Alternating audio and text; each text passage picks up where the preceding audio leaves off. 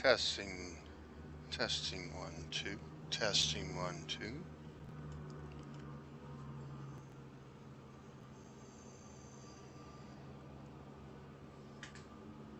I'm just gonna bore people that want to be bored.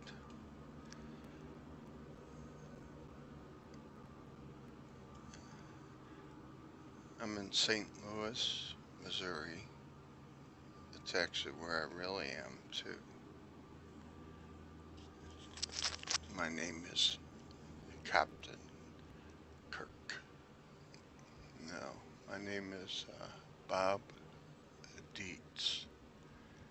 Delta India Tango Zulu. And I'm teaching myself to fly. I like playing simulator games. And I think everybody's interested in what I'm interested in, and so I think I like hearing myself talk or something, I don't know. But I was going to give a lesson and see how it turns out. I'm in a Cessna 152, and if you are a pilot and you got your private license, you could have maybe learned in a Cessna 152. This is a nice trainer plane. I'm also into remote control planes and helicopters.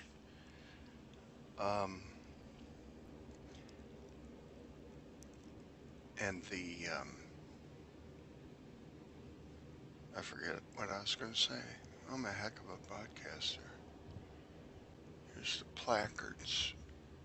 So, this plane is considered, they have different categories for planes. This plane is a normal plane. Usually it'll say it somewhere on a placard. And when you go get if you go get a license, take lessons and get a license,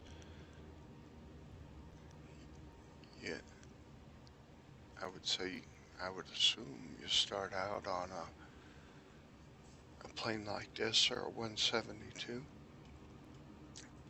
and then once you pass your flight test, what do they call that? I don't know. The examiner approves you're not, kind of like a driving test, you know. And so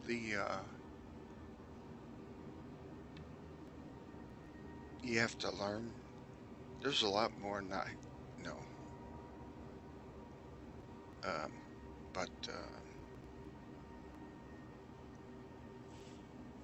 I'll teach you a little bit of what I know.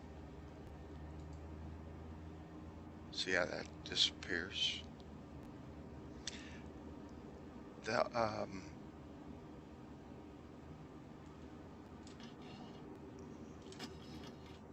That's the throttle. It's the throttle. This is a mixture. Full in is rich. It's feeding all the gas, the fuel, feeding all the fuel into the carburetor that's possible. And you would take off, usually, unless you're at a higher elevation, you take off rich. And they actually, well, I guess I'll start with that. This craft, I was telling you about the license. So the first license that you would get would be like a single engine aircraft, and they also have engine sizes that, like, if you go up, you can't go above a 200 horsepower engine, single engine, and so you can fly a plane that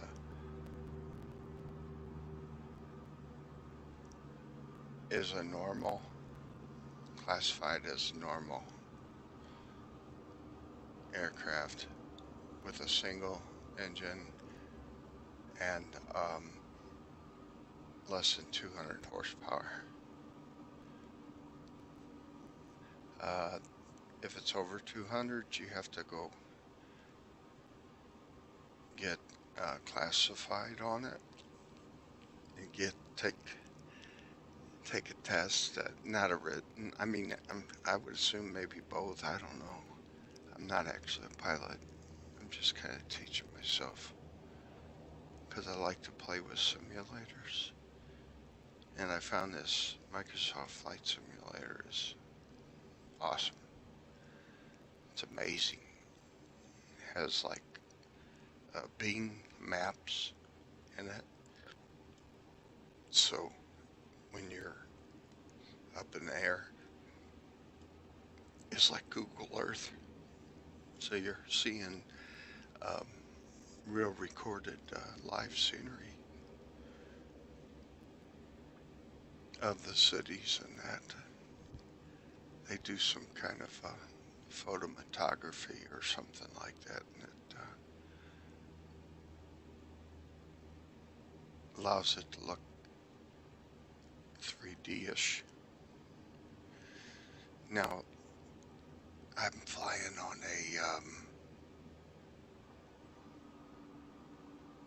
a monitor.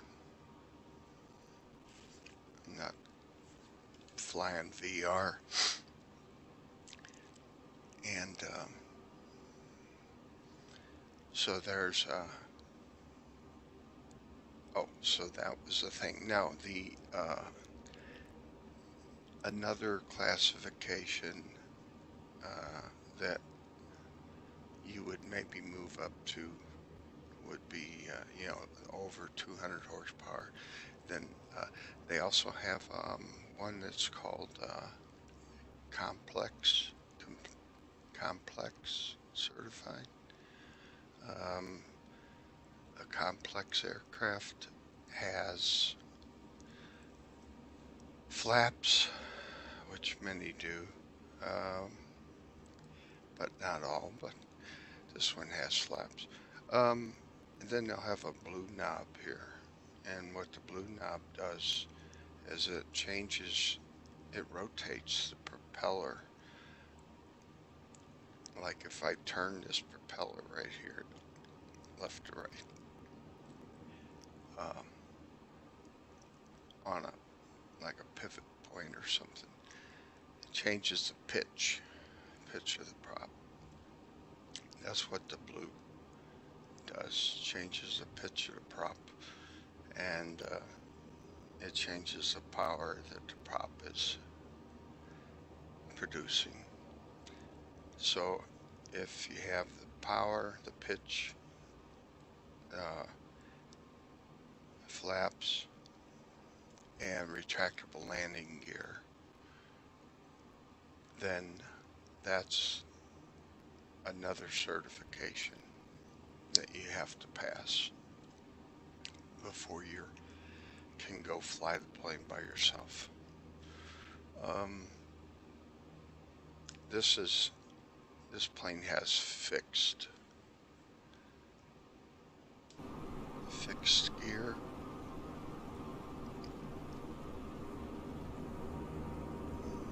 And so it doesn't retract. This one almost looks like it might, but it doesn't. It's more of a shock absorber. And so fixed, and they call it tricycle gear when you've got the three like this.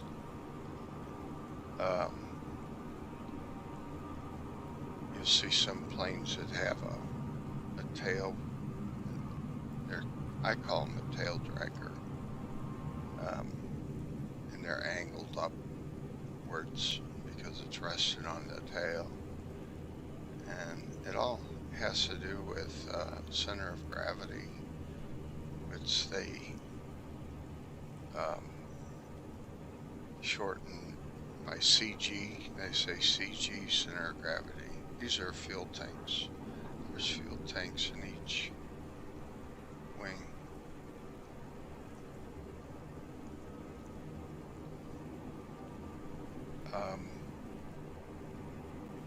This is a air-cooled engine, and so there's no radiator, antifreeze or anything in it. It is, I don't know what size it is, to be honest. It's a direct drive for the crankshaft. The propeller's directly connected to the crankshaft, and it's a combustion engine, air-cooled, and the fixed prop pitch doesn't rotate that way. And you've got your wing, a fuselage. Right here is, this is a horizontal stabilizer, is what that's called. And then on the back you have your, that's your elevator. You have elevator, makes you go up and down. Your horizontal stabilizer. Then you have your vertical stabilizer, and your rudder's attached to it. And the vertical stab. And this plane has has flaps. They're in here, and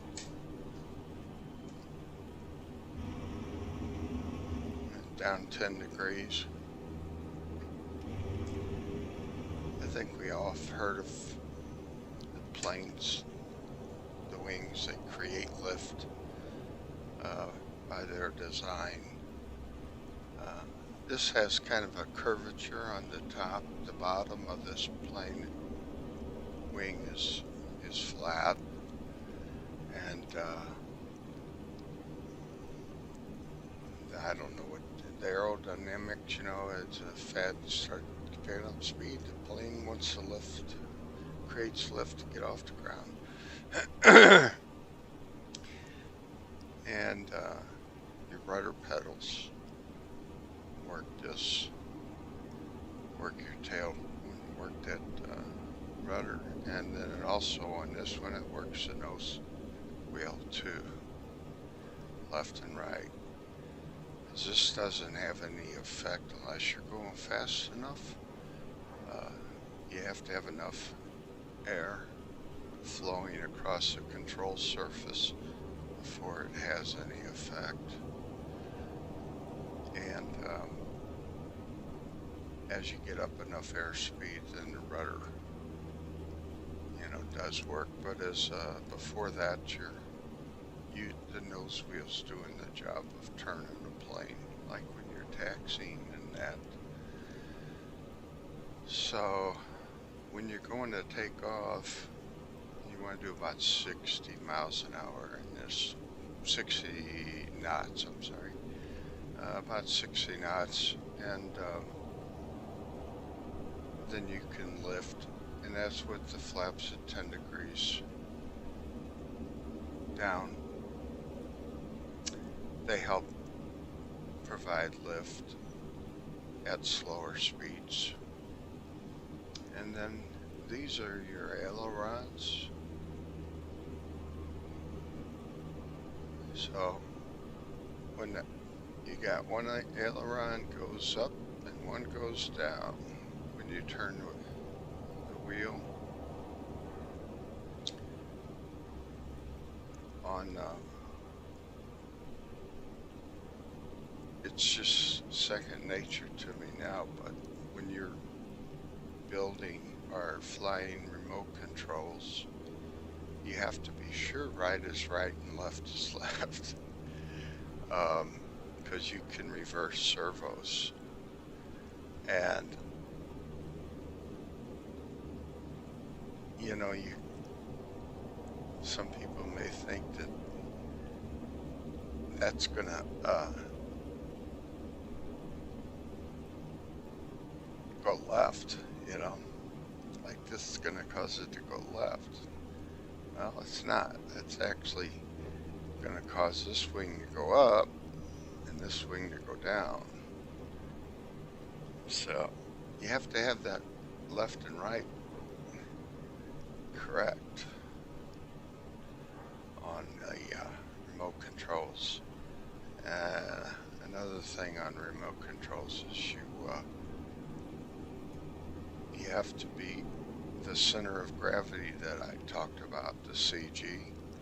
You have to be sure that's good after your plane is built with the engine mounted in an empty fuel tank, because usually the fuel tank is up in the front on the models. And as it runs out of gas, it's going to change your center of gravity. So you set the center of gravity with a empty tank. And it's better, it's okay for a plane to be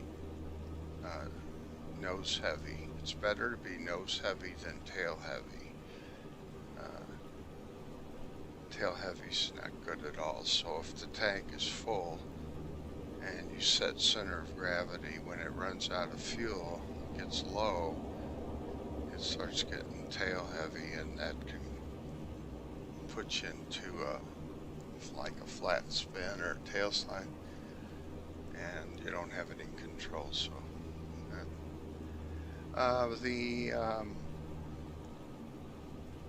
these gas caps, some people will have like a ladder and they'll use a stick and put it down in because they don't trust the gauge, the fuel gauge. They want to make sure it's all right.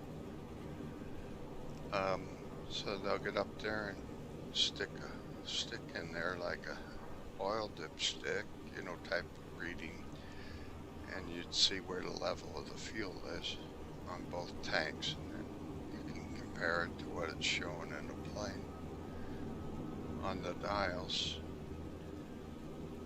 This plane has need a little dip on the ends. Those are winglets. They help keep the plane from tip stalling. Tip stalls when one wing loses its lift and basically quits flying. And when that happens, the plane will rotate that wing a drop. And it's usually because you're going too slow. And if you're coming in on a landing, you don't have the altitude to get out of it, and you're going to end up roll, crash, and burn, you know. So stalls are bad. All the new planes and jets and that, they have these going up, you know. You seen those? There's one right there. Those are the same kind of thing. They help lift or help keep it from stalling, but they also I believe they give it better gas mileage. So, I believe that's one of the reasons they put them on all the planes, is it helps improve, helps improve the gas mileage.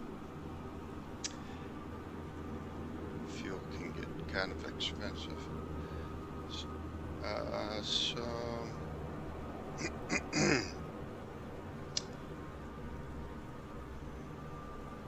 I got some antennas. These are steps that you're getting out of the plane. I think these are tie downs.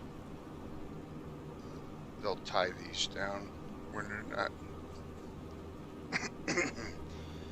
in service for storms and that, to keep them from getting tipped over, blown around.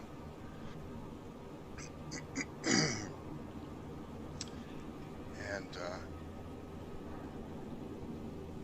this one, I don't think it has. Yeah, I mean, this is your elevator, controls up and down. It's going up, it's going down, flying level. And then they have these trim tabs. That's controlled by the inside. This is the only trim this plane has. It's elevator trim. So if you roll this back, it's going to cause those flaps to go up.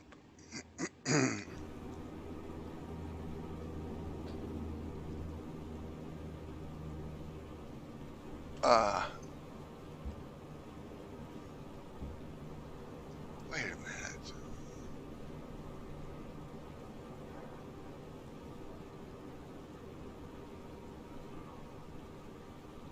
Well, okay. Works more like a flap. I didn't realize that. But it only did one, too. That's weird. So, no, that's not right.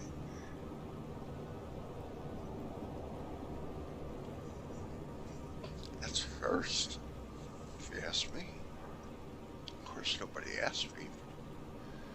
I'm going to turn the battery on for a minute. I'm going to change the...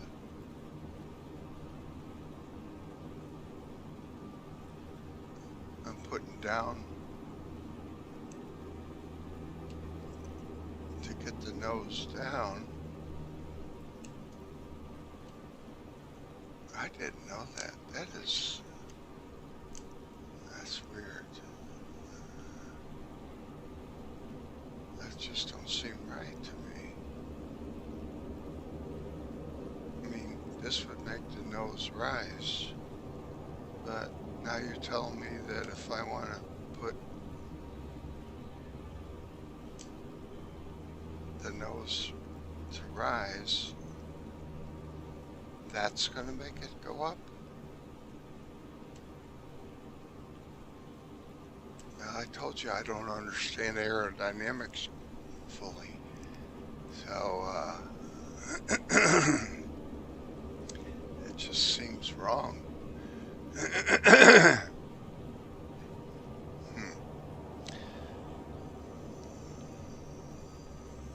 still not convinced that it's right. The big planes have trim tabs. I'll have Mike on the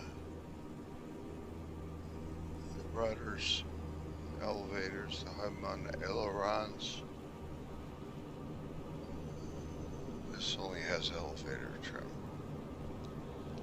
It's turning into a terrible video showing my ignorance. But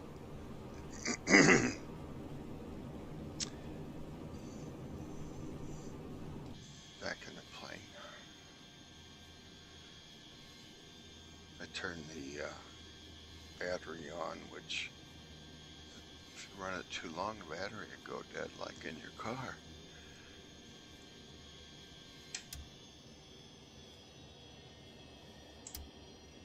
This is your amp meter here, and this plane has an alternator, to charge your battery. So when the alternator's on, you'll see this on the positive side. That means your battery is getting a charge. If it's on this side, it means it's draining. And if your alternator's on and it's draining, there's a problem. You don't want to take off because it's not charging the battery. Probably the alternator's bad. That's a warning indicator if the alternator isn't charging. Alright, the gauges. Is your airspeed. It's in knots. They talk about the white arc. And then right here, this is stall speed warning. I mean, that's with the full flaps. If you get below there, stall. Excuse me. So you get up to 60 knots to take off. You can get down to like about 45, 43 knots with the flaps down to land this. So you can land it pretty slow and gentle. They tell you if you get into a spin how to recover. Opposite rudder.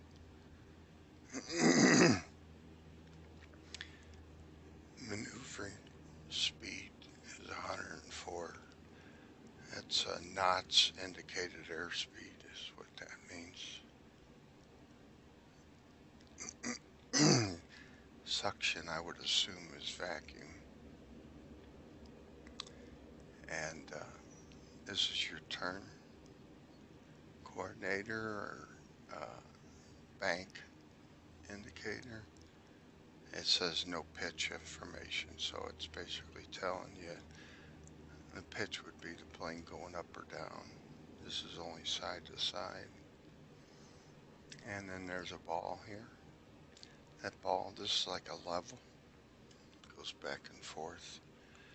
And if the ball, when you're turning, goes outside to the side, like a half bubble off or full, you want to apply right rudder if it's over here to bring it back, and if it's over here you apply left rudder to bring it back in. And it's for a proper turn. I'm sure there's a term for it. Forget but the turn is not a perfect turn if it's outside of there. You're slipping or sliding or something. I don't know. This is your 360-degree your compass. You become real familiar with this when you fly. And this, all these, this one, you pay a lot of attention to those. This one,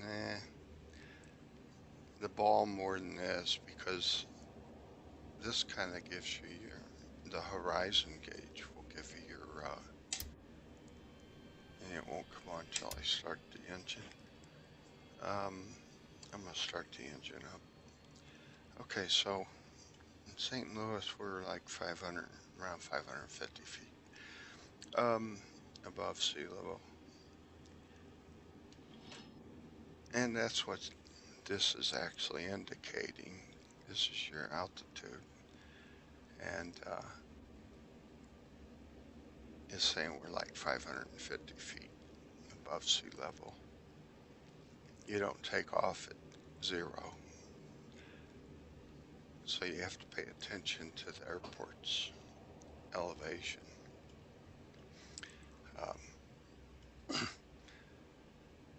As you get out west, Denver, they call it the Mile High City. You're at like 5,000 something feet on the ground. So you'll see this down here.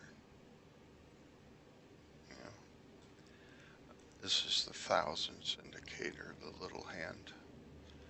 So 1,000 feet when this is the big hands pointing straight up and little hands here. And then as the big hand goes around another time and then the little hands pointing here, that's 2,000 feet. And if it's halfway and this is it pointing down, the big hands, 2,500 feet. So whatever, 21, 22, 23, 24, 25, or whatever increment you're in. It's just a normal clock. This electronic compass, this one can drift some, so you have to recalibrate it, dial it in. You make it match this one, but they are opposite of each other. Like, so if this one here, if you see the line, if you see the 30 is to the right of the line, then that means that it should be to the left of the line down here a little bit. And but this is the Bible, so this is the one you want to, if you're in doubt of whether you're going the right direction, look at this one, and then you can make this one match by rotating this dial. This will change that thing, and they have to match.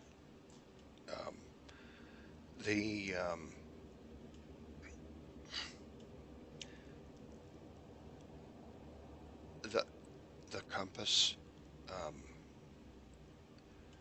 north is 360 degrees, and then it goes in increments of 9 for 9, 18, 27. So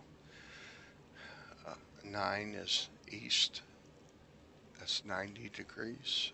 180, you know what 180 is, it's opposite. So that means south on a compass.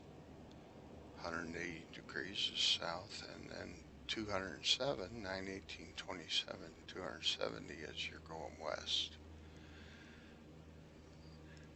Like I said, you become real familiar with the compass to know which direction you're going in. And, visual, they call it VFR rated, visual flight.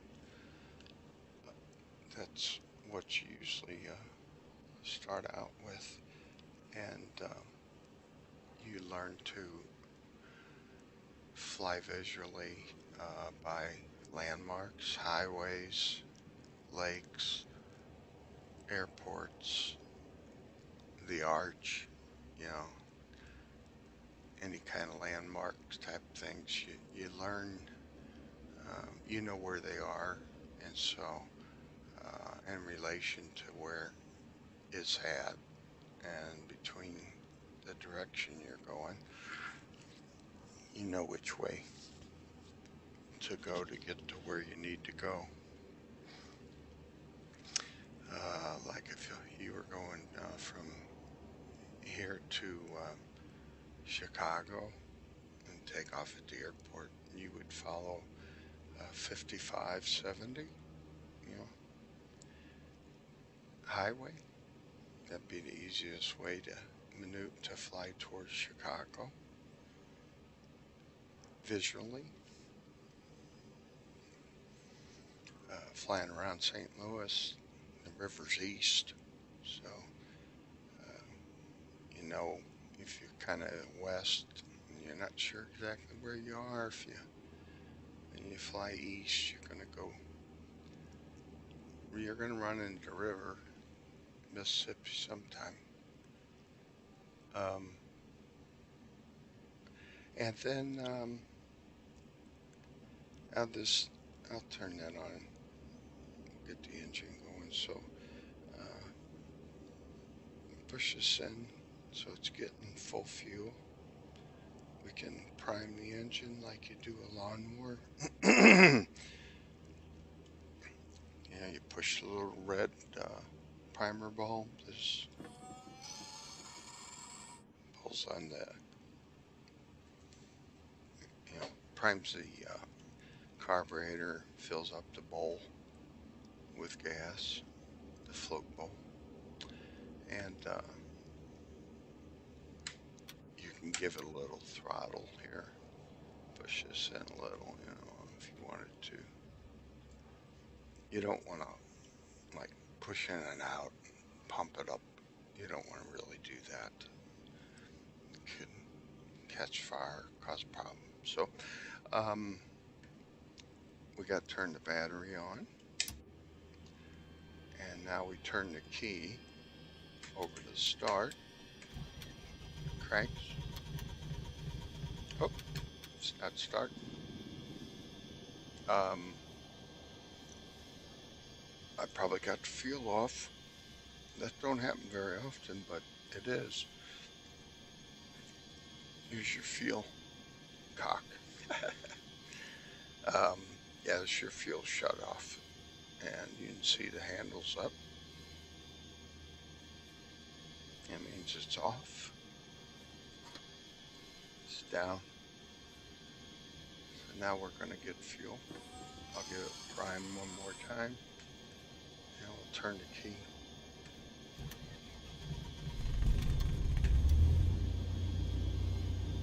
Okay, engine starts. You have to manually, I don't know if they're all like this in real, but you have to turn that back to both. It won't spring back like in a car. And after you start your engine, you want to turn your alternator on. Switch there.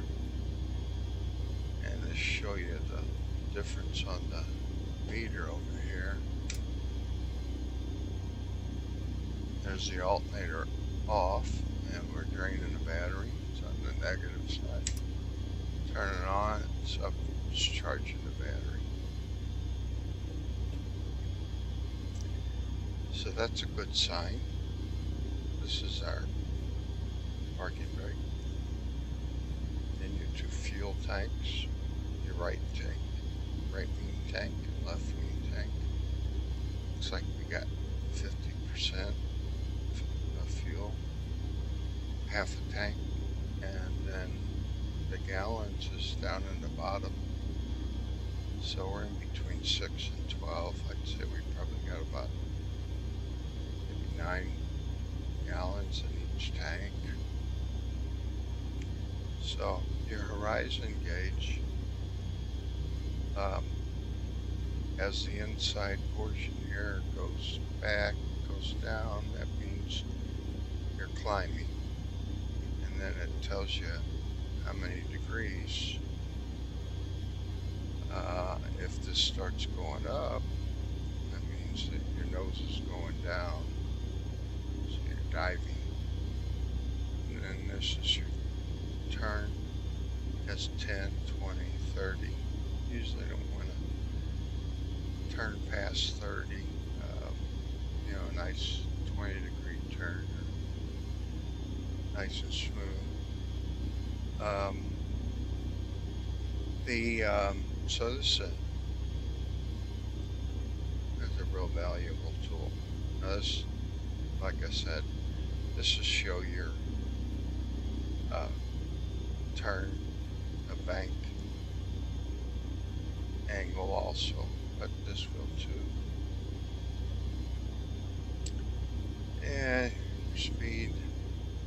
suction. Like I said, I think that must have something to do like vacuum. Something that matters on your altitude for it to be calibrated is your barometric pressure, depending on the barometric pressure and the weather. Usually here it's like 29.92, and you dial that in with this. If it's off, your altitude will be off, and so it'll be displaying an incorrect reading. So you want to be, they always give you your barometric pressure, the tower, and the weather report and all that. This is your vertical speed indicator, and if it's like that, you're flying nice and level. If this is going down, that means the plane's going down. You're losing altitude, and you're losing it because these are in 100 feet increments. This would be 500 feet per minute that you're going down. This would be 1,000 feet per minute, 1,500 feet per minute that you're going down. And then if it's above, it means you're climbing. It would be climbing at 500 feet per minute, 300 feet per minute, 400 feet per minute. So you learn to pay attention to that. Your oil pressure and your oil temperature, keep an eye on those. I don't know if they have I don't think they have an idiot light. I don't know what these little buttons are. No, those are just probably like rivets or something to hold in it.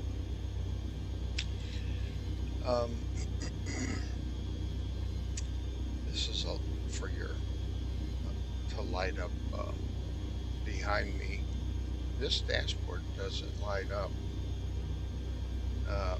You can put project light towards it with these coming from like the dome light towards it. Get your dome light, and this is pitot, and it's pitot heat. As you get higher, well, you know, I mean, it gets cold in St. Louis, so it can be freezing. Here's your outside temperature here. Celsius, and they do have Fahrenheit on the outer. 0 Celsius is freezing, I mean 32 degrees Fahrenheit, and you know, things can start freezing up, so they have anti-icing devices on planes. Like they'll have a wing de-icer, and this one, and they have the pitot. So the pitot heat keeps the pitot, which is actually your speed indicator. It keeps it from freezing up, getting blocked up with ice. And the pitot is over here, sticking down. This is the pitot, right there. And so it heats us so it don't freeze. That's what that is. And you got your navigational lights, strobe lights, beacon, taxi and landing lights. The FAA says you don't have to use like navigational light. They only have to use them at certain darkness, certain times, you know, and they basically go by dusk and dawn, because it's published. You can always look and find when dusk and when dawn is. The almanac has it. So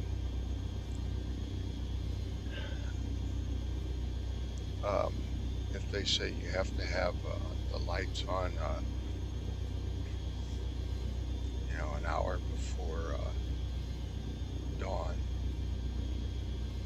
and hour after dusk, well, you look and see what time that is, and then you need to have them on by then. So navigation lights and that, because you don't see them in daytime anyway. They're not really that bright.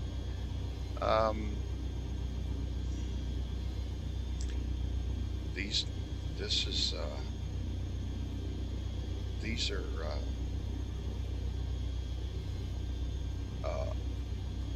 direction. They're bearing type directions, like a heading, a bearing. You've got two of them on this plane. You have two navigational radios, and these are VOR signals. They have VOR transmitters all over, and you dial in a frequency. This is you have a standby and one you're using, because if you're flying a trip, you'll fly to different transmitters and there'll be different frequencies, so you can actually pre-program these to use them and not have to fidget with them while you're flying. But like if the first one we were going to was 110.50, after you got to that one, you hit this, it swaps them, so it's already there. Keeps you from messing around and diverting your attention on something else that you need to be watching. And then this is nav2, see, nav1, nav2. And the same way, it has a primary and secondary. Sometimes you can use this one too. Well, that gets kind of complicated, but at any rate, these are frequencies, and the thing flies towards it. And when this tells you if you're going towards it or not. And like if this needle is over here, that means we're not going towards it. The plane's not pointing towards it, so you have to turn until this thing starts coming over and lines up just like it is. And it's going to change, so you have to retune it, so to speak. Like this, it changed it. Well, it changes the outside. But this will, when we're really moving and flying, this will change this back and forth too. So, for instance, if we were, this happens to be like right about 304 degrees, 304. And if we were, and this one's going to change as the plane changes, just like this. You would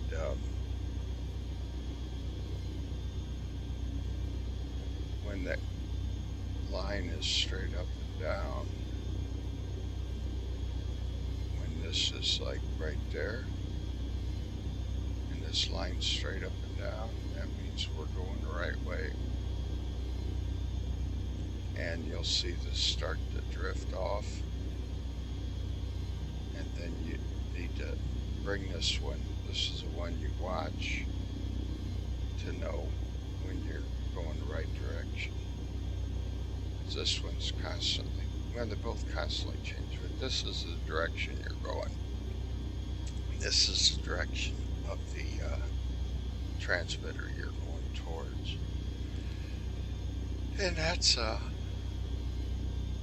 you know, if you don't have landmarks and such that you recognize, like a VOR is nice, and you plot out your course on the different frequencies, and so you fly to one point and then you go to, so you kind of fly to one point, you know, from, let's say, here to here. Once we get to that VOR, then you hit this and the new frequency, and let's say the next VOR is over here, so then you fly there, then you're going towards that one, and you use the two together to keep the plane going in the right direction to get to where you're going. There's another direction, bearing type direction. This is a ADF, and it's a automatic direction finder. It's 3 numbers, and there's a tower, you know, transmitter it puts out, and then you use it the same way to navigate. You have circuit breakers instead of fuses in case something blows. Notice the alternator has a 55 amp circuit breaker, and so if you lose a radio, you go, uh-oh, and you can look, see what breaker, and hopefully it's popped out, and then you just push it in and it comes back on. If it keeps blowing, there's something wrong, and depending on what is not working, depends on whether you need to get down so fast real quick. And that is for heat, to heat the cabin, which usually in the cabin air, how much air is going to be coming in. Well,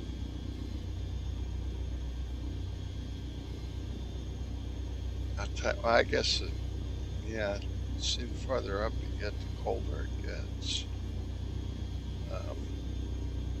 And like I said, the de-icing in it, but a lot of times these planes inside these cockpits, they can get pretty hot.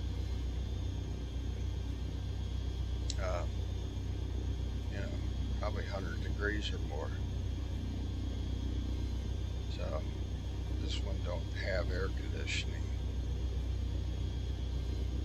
Get pretty hot. So your flaps, 10 degrees, 20 degrees, 30 degrees, 10 degrees takeoff. Landing is more than 20. You know, you can do the 30, but 10 degrees is takeoff. If you go down to, like if you took off with it down, you know, 20, 30, the plane's liable to lift off before it really has enough airspeed. I mean, it has just enough to get off, but then all of a sudden, going up, it slows down enough that it's going to stall on you. So you don't want to take off at that high degree of flaps. But coming in, landing, you can have a higher degree, a larger degree.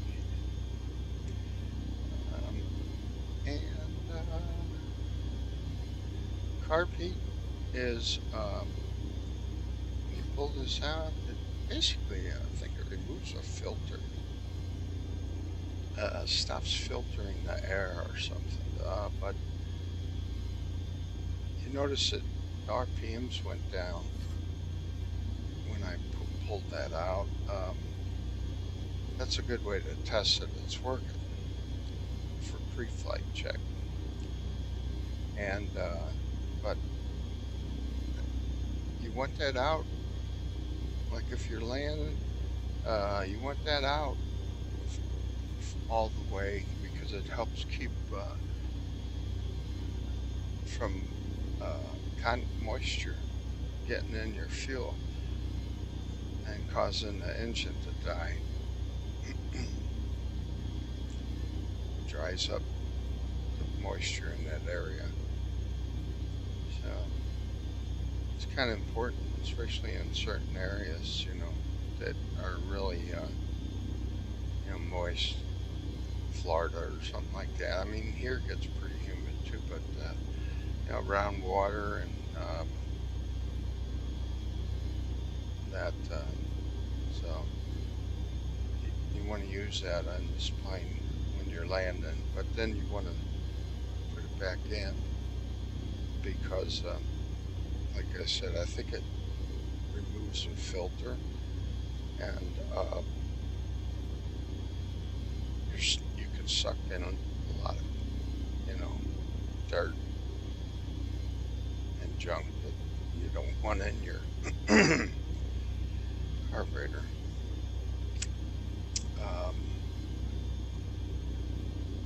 I said pre-flight checks. There's many of them that you go through, and another one that you can do is check your magnetos. They're like spark plugs. And you do it, you can run this up, say to 1800. I got the brake on, so as long as I would put the toe brakes are on, but anyway, let's run it up to 1800 RPMs.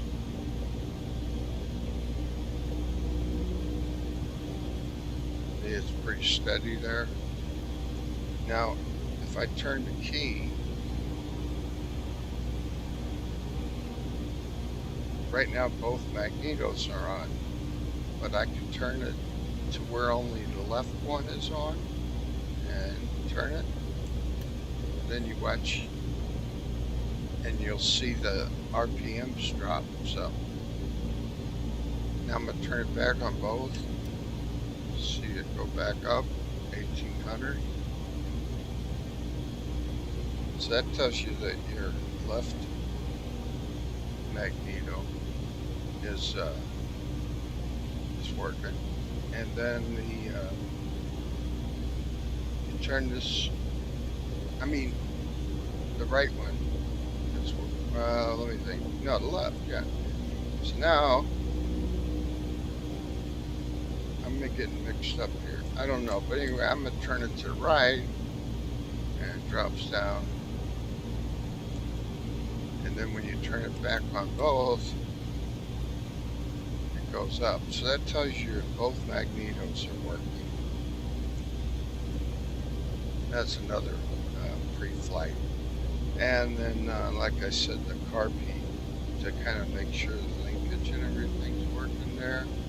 You can pull this out, and you'll see this gauge go down a little bit. And it tells you that that's working.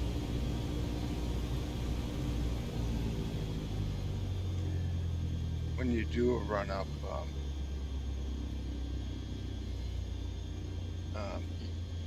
since these are air cooled, you want to be facing upwind, so the wind is coming at us. There's a windsock over there,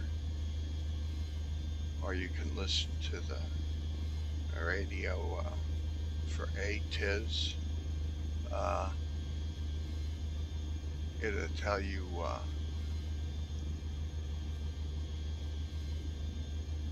for the airport, it'll tell you the wind direction and speed. Like it'll say wind 272 at 3 knots. It means the wind's coming from the west, 272 degrees coming from the west.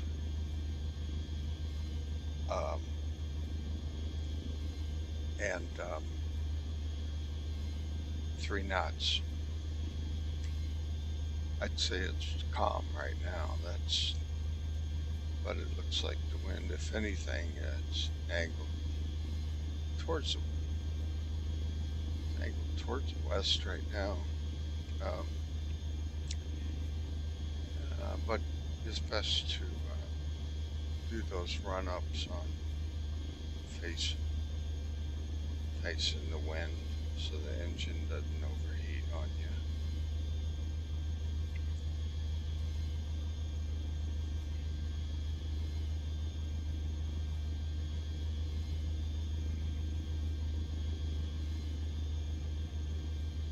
I don't even see a heat gauge on here.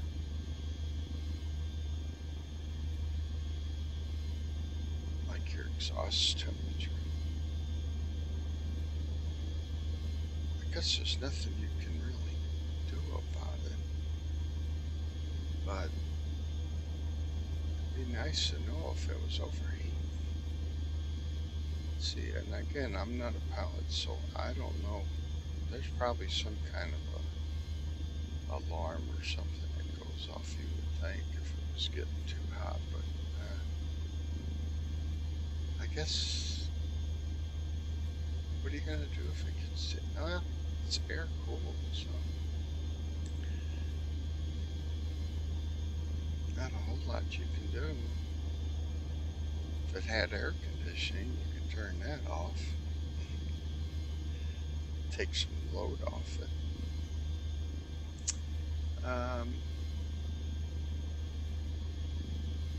These are, that's an outer marker, middle marker, inner marker. The larger airports, they put transmitters out. Like, they'll put them and they shoot up the beam, like, the frequency. So when you fly over it, like this one will probably be about, let's say 10 miles out. And 10 miles out from the runway, this will start blinking, and you got sound on it too that you can turn up and down or off. So that's your warning, tell you that, hey, you're getting close to the runway, the airport. Middle marker is, say, 5 miles, 4 miles, I don't know. And then the inner marker, when it goes off, you're at the runway. And that's what those are. Now,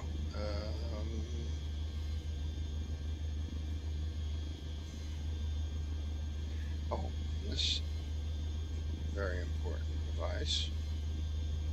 It's a transponder, another radio, and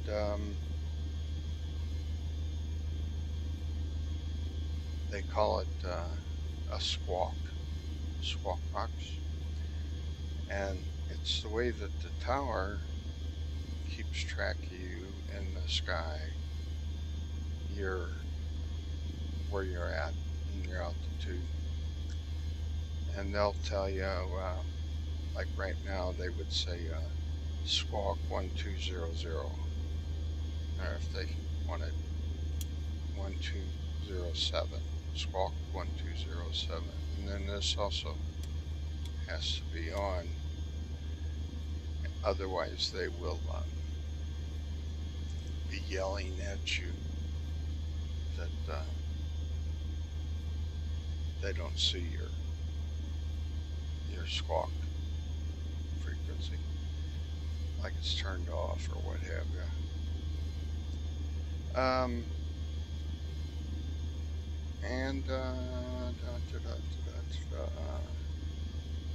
Obviously headphone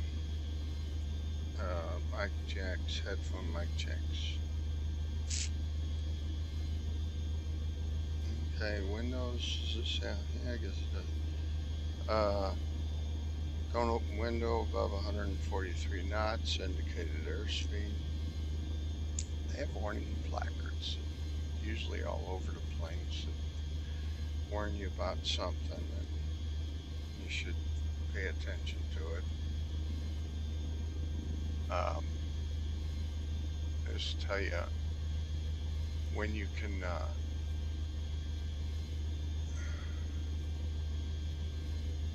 it's in another language.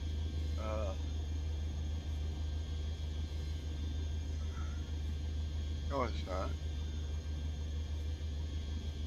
Lazy 8's 95 knots indicated airspeed.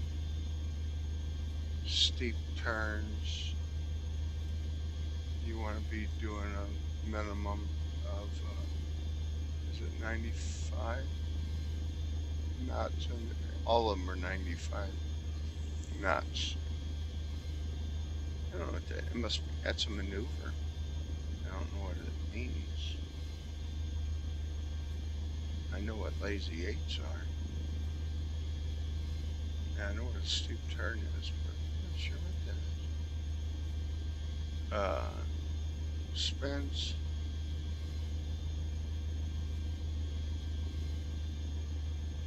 Slow.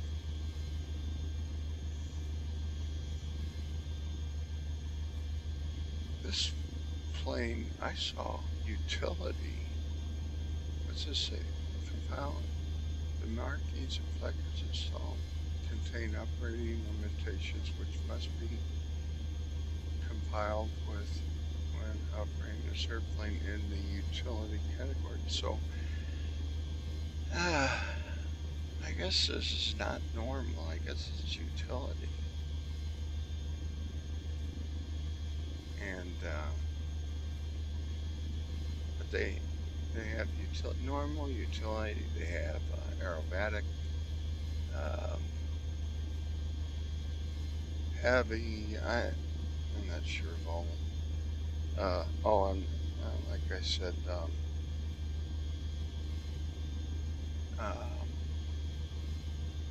what was the one I said when you had flaps? Extreme or complex? No, it was something else. If you had the pitch, prop pitch, flaps and retracts, complexity, that's what it is, complexity, complex category. Alright, so I can to take off, we want to, we're Cessna Alpha Sierra X-Ray Golf Sierra. That's our identification. So you identify yourself to the different frequencies, and which I didn't really talk about, but you also have different frequencies. You got like, you've got the tower, you've got the ground, and you have approach. There's 3 frequencies there, and then you also have a frequency for ATES, which is a recorded announcement about the airport that they update. They tell you when they updated it. They say Zulu. It's, I believe, I don't know, let's say 20 minutes or half hour or something. I don't know. But I don't know what the frequency is. I put it in here, and then if I put it in there, then it's going to start, you'll hear it as long as the volume's up. And I can go to it by finding out the ATIS. There's the ATIS. It's 25.025. So turn this to big hand. That's 125. Was it 0.025?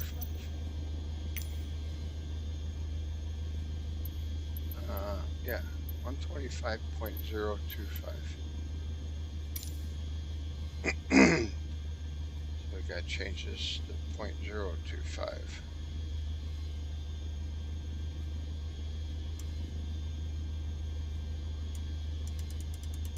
I should have went the other way. Common sense, right?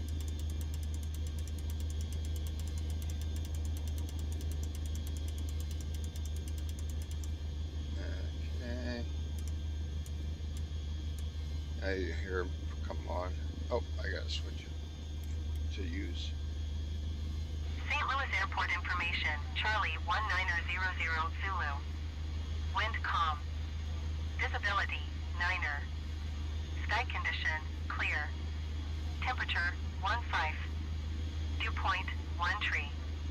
Altimeter, 29.902. There's that. ILS runway 11, ILS runway 12 left, and ILS runway 12 right in use. Landing and departing runway 11 runway 12 left and runway 12 right. DFR aircraft say direction of flight. All aircraft read back hold short instructions. Advise controller on initial contact you have Charlie.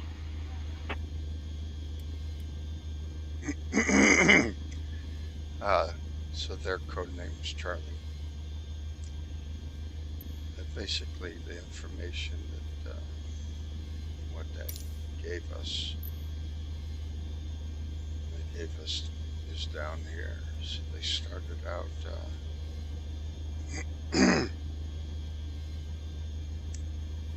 with the Zulu, which is the time as of that time, and Zulu is the UTC time or GMT time, universal time. Right now, daylight savings time, we're 5-hour difference. It's 5 hours ahead. So this would be, like say 2:30. So it would be 3, 4, 5, 6, 7:30. So it'd be like Zulu 07. Well, actually be Zulu 1730. Are they going to show it again? Switch it. There we go. St. Louis Airport information, Delta 1900 Zulu. Wind calm. Hey, come on, show up. St. Louis Airport information, Delta 1900 Zulu. Wind calm. Visibility, 9er. Sky condition, clear. Temperature, 15. Dew point. St. Louis Airport information, Delta 1900 Zulu. I'll switch it. I'll switch it here, then it should show up. It'll change it here, but St. Louis Airport information, Delta 1900 Zulu. Wind calm. Visibility, 9er. Sky condition, clear. Temperature, 15. Dew point, 1 tree. Altimeter, 29.902. ILS runway 11, ILS runway 12 left, and ILS runway 12 right in use. Landing and departing runway 11 runway 12 left and runway 12 right. DFR aircraft say direction of flight. All aircraft read back hold short instructions. Advise controller on initial contact you have Delta. St. Louis Airport information, Delta 1900 Zulu. Wind calm. Well, it's not showing us like it was, but they gave us a lot of information there. They gave us the time that this was recorded. That's the Zulu. And they said that the skies were clear. Visibility, sounds like they're saying visibility, but they're saying visibility 9, which is very good. 10's the highest, and lower the number the worst visibility. Visibility was 9. They said the temperature was 13, and that's 13 degrees Celsius. And then they gave the dew point, and they gave the barometric pressure 29.92, so you can set that to be sure your altimeter is giving a correct reading. And they gave usually they give the wind speed. Let's say a wind 272 at 2, it's 272 degrees is where the wind's coming from, and it's at 2 knots. And then they tell what runways are in use for ILS, which is instrument. And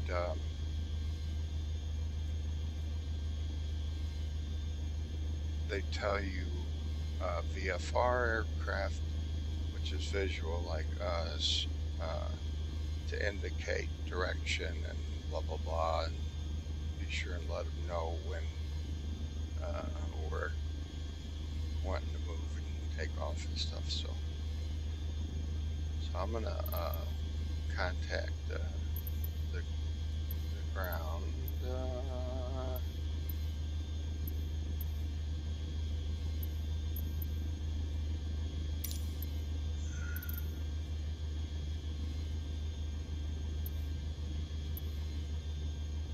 So we can tell them that we want to, if you remain in pattern, that means you're going to take off and come back and land again. That touch and goes. You can tell them which way you want to go out, or just depart straight out. They'll send you out the way that the traffic is going, and we'll be into the wind. You always want to take off into the wind and land into the wind. It'll provide lift, more lift. Sometimes you have to land crosswind, and those can be a little tough. So we'll just say depart straight out. Ground Cessna Alpha Sierra X-Ray Golf Sierra with Delta request taxi to the active departing straight out. Cessna Alpha Sierra X-Ray Golf Sierra taxi to and hold short of runway 12 right using taxiway Sierra Charlie cross runway 6 Tango Delta Charlie. Contact tower on 132.475 when ready. Okay, so I told them who I was, what I wanted to do. I wanted to taxi to the active departing straight out runway. So they told me that to go to 12 right. So again, I know where that's at here, but the 12 right would be 120 degrees. So, Cessna X-Ray Golf Sierra, did you hear my last transmission? Yes. Taxi to and hold short runway 12 right using taxiway Sierra Charlie cross runway 6 Tango Delta Charlie Cessna X-Ray Golf Sierra. here in St. Louis,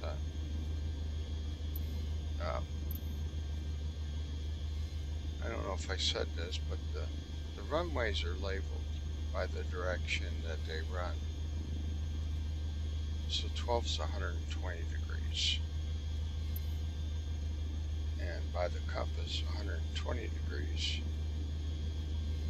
is, in between, it's sort of southeast, so to speak.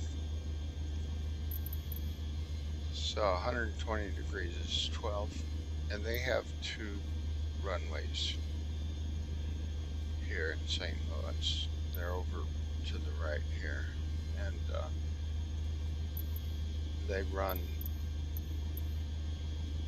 they got a 12 right and 12 left.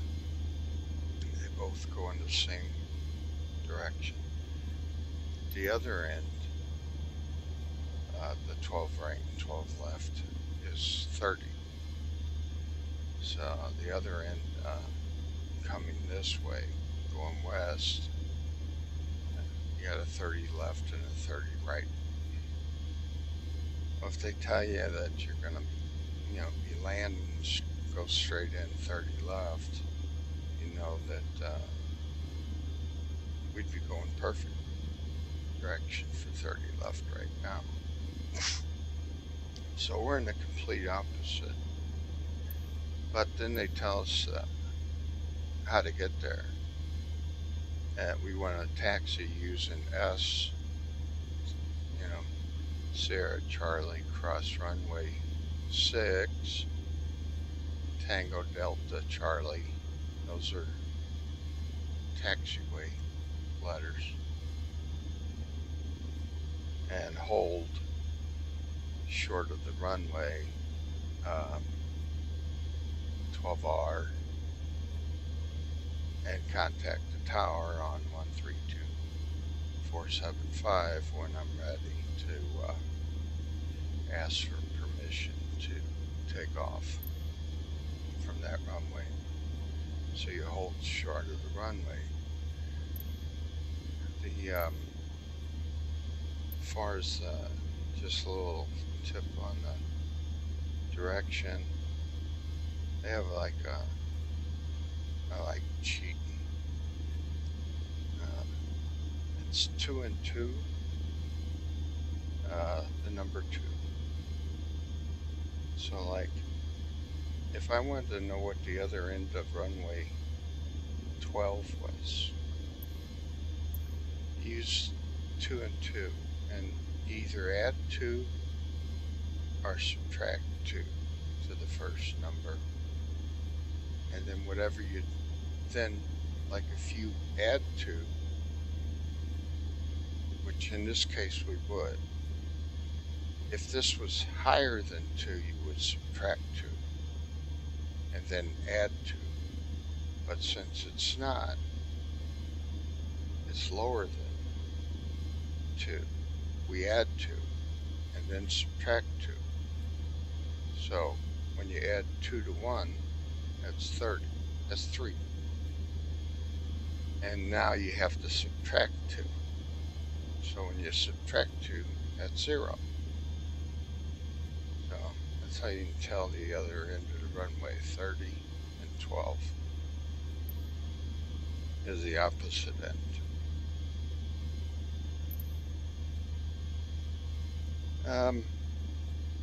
Okay. And then we can ask for a push away. Emergency brakes on, we can say ground services, and request a pushback. Ground Cessna Alpha Sierra X-Ray Golf Sierra requesting pushback. Cessna Alpha Sierra X-Ray Golf Sierra pushback request accepted. Here he comes, and I gotta take the brake off. I'll do it when he gets a little closer so I don't run over him. Or I could be holding the toe brakes too, but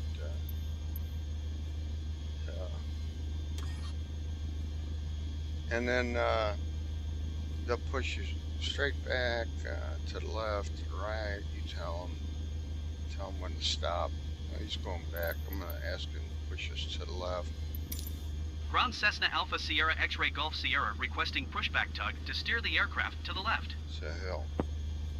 Cessna Alpha Sierra X-Ray Golf Sierra, your request has been transmitted to the operator. And we'll tell him to stop. Cessna X-Ray Golf Sierra, hold position. Caution other traffic. Okay. And I told him to stop. They didn't hear me. Ground Cessna Alpha Sierra X-Ray Golf Sierra requesting the end of pushback. Cessna Alpha Sierra X-Ray Golf Sierra request to end pushback received. She talks Cessna over you. X-Ray Golf Sierra, continue taxi. She talks over you. And so I got pushed way too far. I could have got pushed into something. But I don't think I did. I mean, obviously I didn't. But just luckily there wasn't anything there.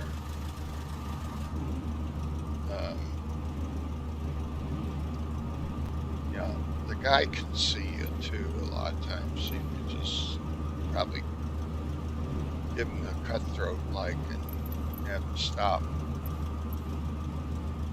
And then, because what she did was she was breaking in to warn me that there was traffic around me and they wanted me to hold taxi.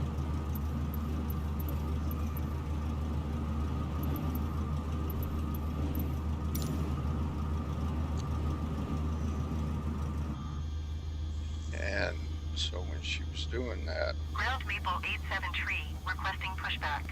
she walked on me. Maple Okay. 87 Tree, pushback request accepted. Alright, now we taxi about, you get it rolling, you try and keep it about a grand for the RPMs. You don't want to go over like 5 miles an hour or something.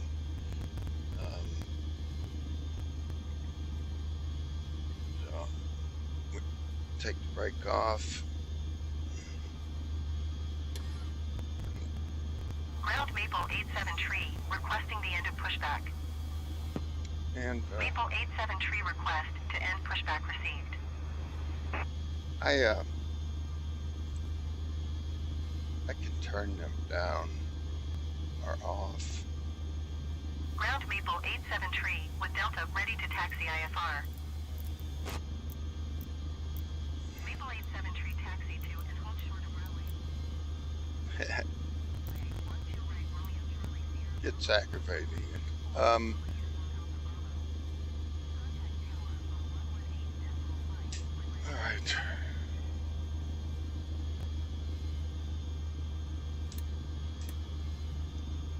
Turn on my taxi lights.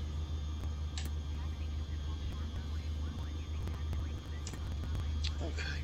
And now our brake's already off. Get the rudder pedals. And the rudder pedals, they have a toe brake. It's almost like a gas pedal. You push the top of the pedal and it applies a brake, and they're independent on each wheel. So the right rudder, when you push it back, it's the right brake on the main gear, and you push back on the lower left and it's the left brake. So not only can you guide it with the rudder pedals and nose wheel and the rudder when the airspeed gets up, but you can also use the brake to go like a tractor. Caterpillar, you know, they slow down one skid or track and causes it to start spinning, rotating in that direction to turn. So we'll give it some throttle, take off. Like I said, you try and keep it around 1,000 RPMs to speed going, but not too fast. Okay, so I'm using the rudder, and now I'm going to use the rudder and the brake a little bit here. You don't want, if you use too much brake, it wants to stop you. So it's a balance between the two, but sometimes you just don't have enough degree radius of turn to make the turn without using a little bit of the brake. And then the faster you're going, the less, the straighter the plane wants to go, no matter what you do. And we got this cheetah ribbon, taxi ribbon, but we're following those taxiways that they actually told us to do. I remember one of them was, you know, cross runway 6, and this is when we go across runway 6. Now I should have that up, because if somebody was coming in, they'd tell me to stop, hold traffic, and then they could let me know when to go again. But then, so our letters are there. I would assume they said, you know, this taxiway D or whatever.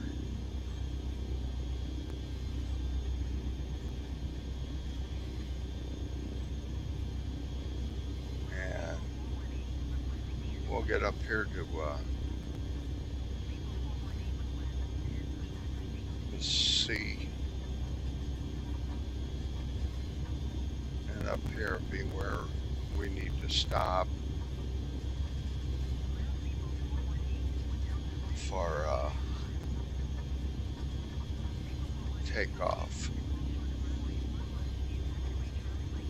where she said to hold short of the runway. This is 12R, so 12 right, 120 degrees, and it's the right runway, as opposed to the left. So now we're here, and we can actually tell the tower that we're ready for departure. Request permission. I'm going to turn this back up.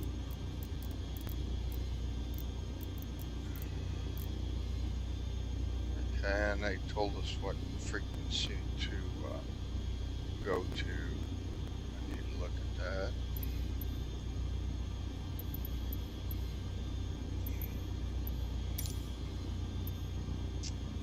Like one, oh, hold short, contact tower, 118.5, so I can dial it in myself if I wanted to.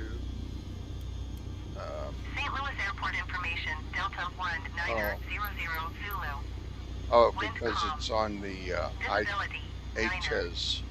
Sky condition, clear. It's on the HTIS. That frequency was, that's why it kicked in.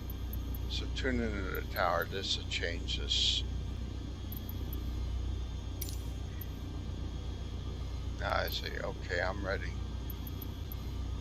Request clearance, you know, VFR from the tower, visual flight.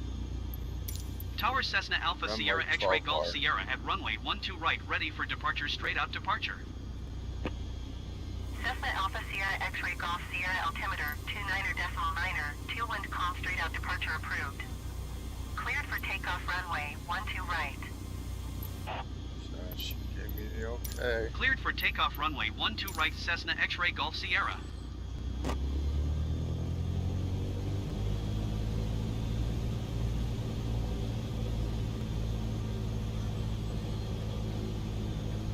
Not hearing. Put her flaps down 10 degrees if I hadn't already done it, which I haven't. Get lined up, center of the runway, get down here, just past the 12 right number. And okay, put the flaps down 10 degrees. Make sure this trim wheel is centered, so the elevator don't flare up on us. I mean trim tab. Okay. Throttle. Just control it going down the middle of the runway. We're watching our speed. We want to get up to 60. And now we can rotate, pull the yoke back gently, and we're climbing out at like 500 feet per minute. You want to stay lined up with the runway and stay in your lane, so to speak.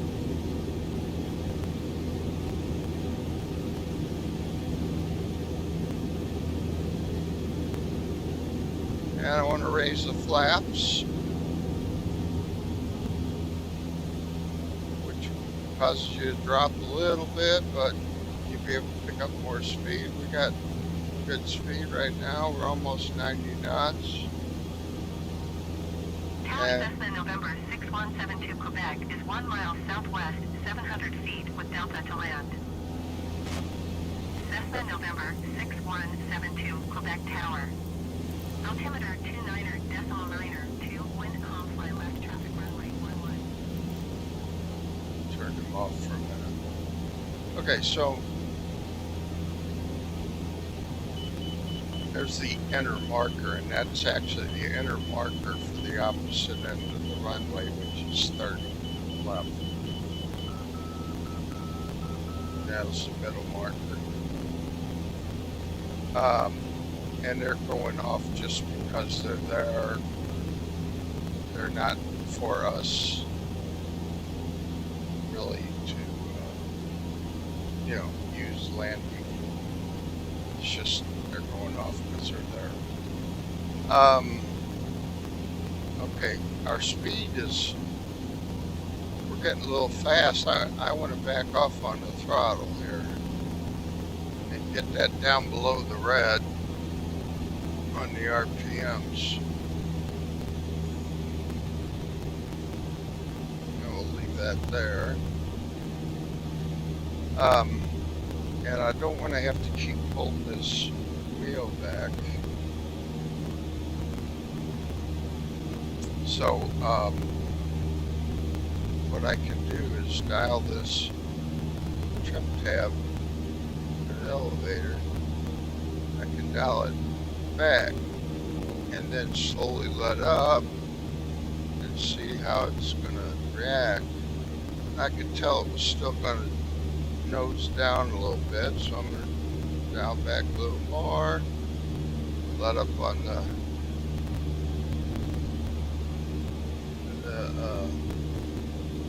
yoke, and it's still diving, and then I'll pull back a little more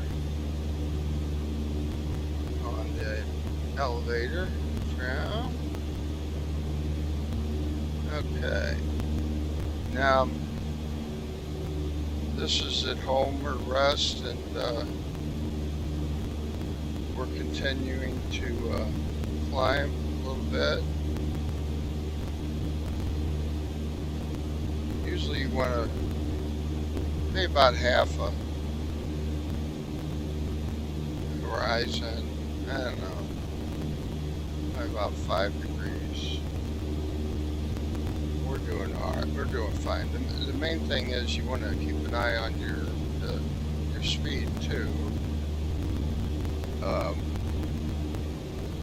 what can happen if you pull up too fast, that's the outer marker.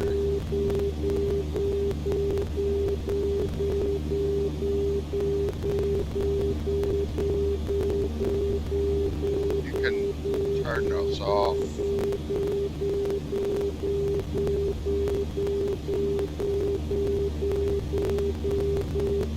We're up to 2,000 feet. We're still climbing.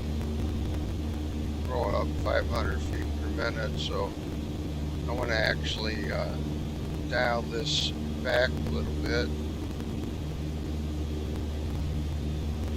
You know, push it forward a little bit to get the nose. To try and keep it from climbing. Still climbing. When it settles down, push a little forward again. And then you can sort of work the yoke in and out to keep it from bouncing so much and find that sweet spot. Now it's wanting to drop on me, so I gotta go back the other way a little bit.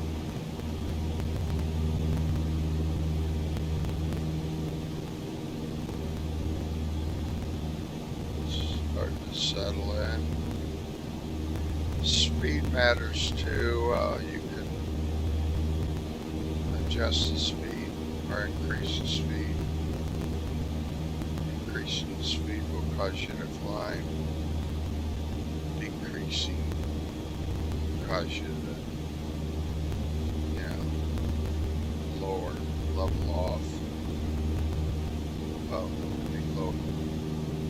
And, alright, so looking at our vertical speed, we're pretty close. I'm going to push that a little bit farther forward.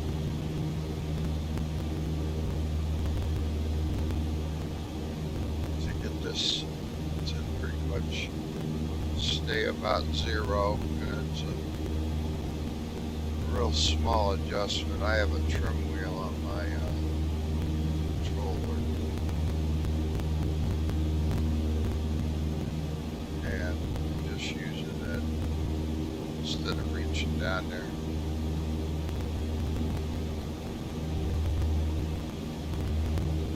Okay, we're flying at 2,300 feet.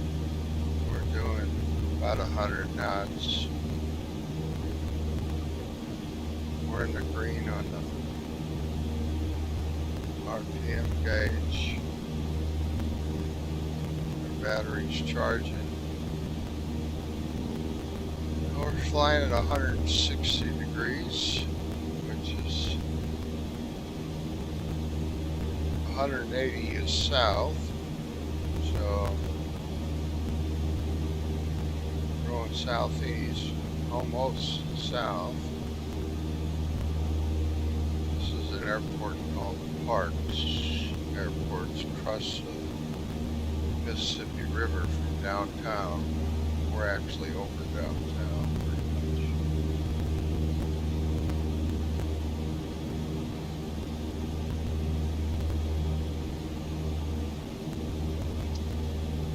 So right, the tower would have been telling us that we were leaving their frequency range and to tune into another. If I had the volume up on the radio.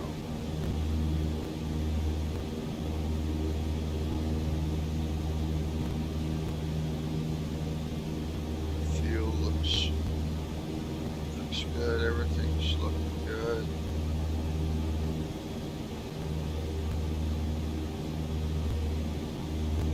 Okay, the 15's to the left, so 15 should be to the right here. So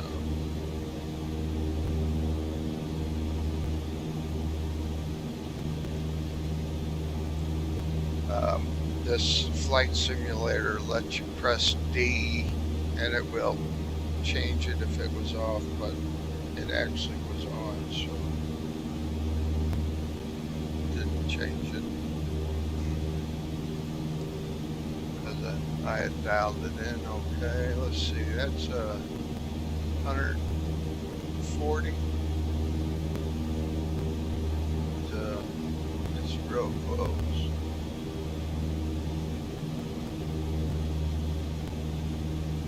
Yep, we'll leave it there, 140. Both spots. This is the accurate one.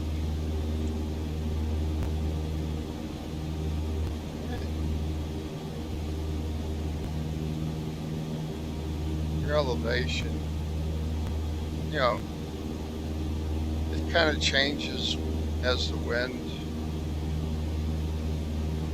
If you're going, the wind will cause you to rise.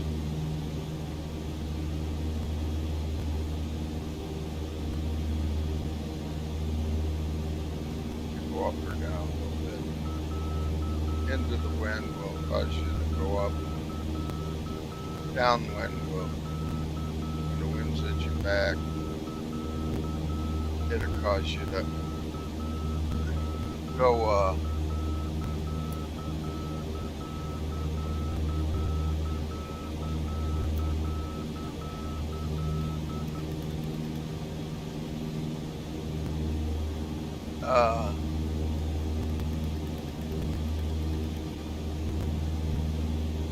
the volume, that's the brightness of it. High sense or low sense.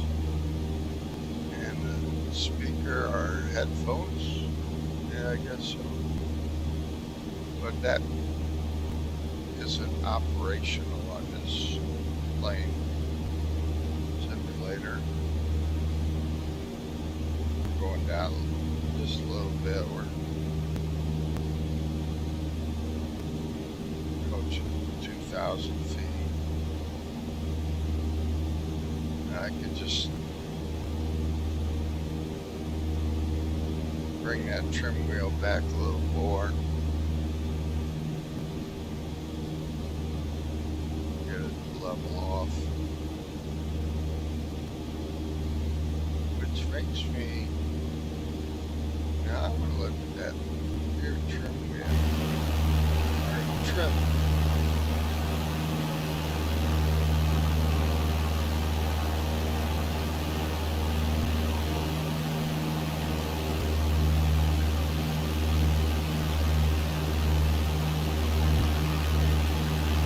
I don't see any change. So it must not simulate it when you're here. It should be deflected. But I'm not going to mess with it because I've got it fairly trimmed out here. And when you turn, you lose some altitude. So sometimes, well, a lot of times you'll have to pull back on the yoke a little bit. Keep from going down too much.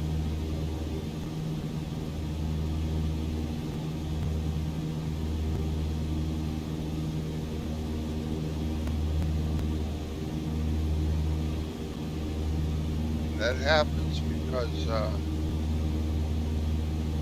know, the wings provide the lift. So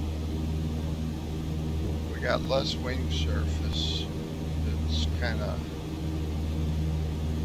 it's almost like you have to measure from wingtip to wingtip and leave that measurement out there.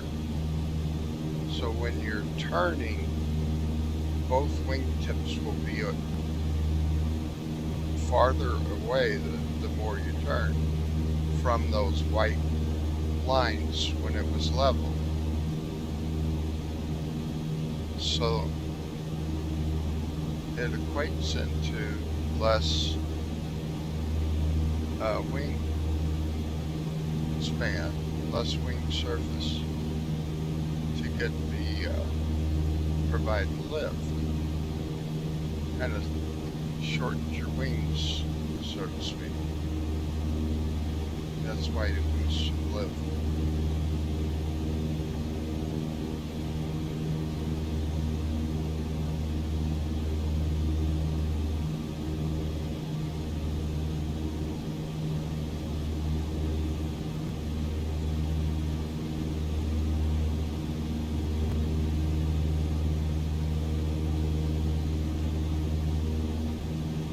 not turning real fast here. That's why we're not going towards downtown real quick. We're actually going north right now, but we're coming around and there's downtown. And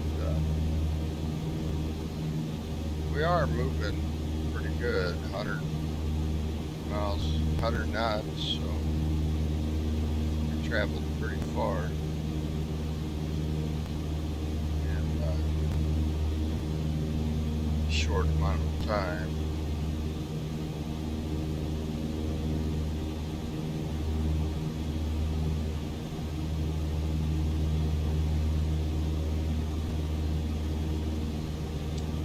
We've lost some altitude. We're down to 1600 where we were up at 2. We've lost a little bit of airspeed as we're going. I would assume we're going into the wind now. It's usually the wind here in St. Louis is predominantly coming from the west direction we're going. It's about 272 usually.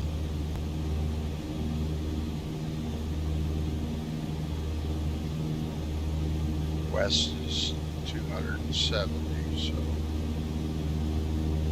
that's why I say so down a little bit going into the wind, but it's not a real strong wind, so it's not slowing us down a whole lot.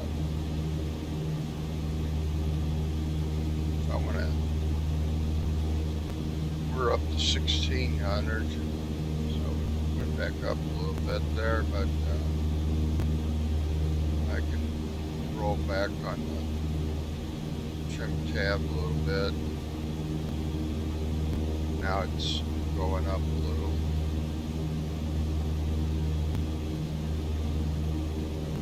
As we go up, it's just like in real life. It's like going uphill. Going up, so gravity, it slows you down.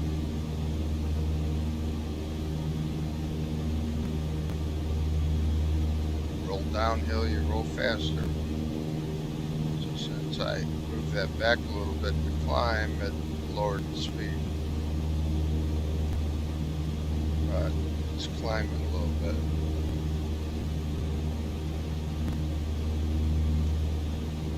There's the Gateway Arch.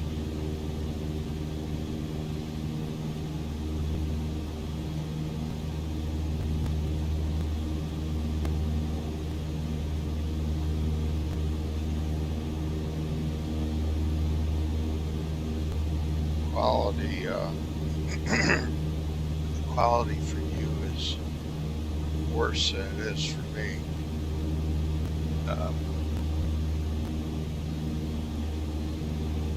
So yours probably looks like crap, actually.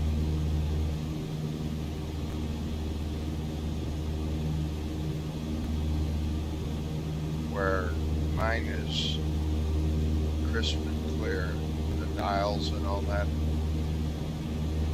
The smaller you make the image, the better it will look on the YouTube there. More clear.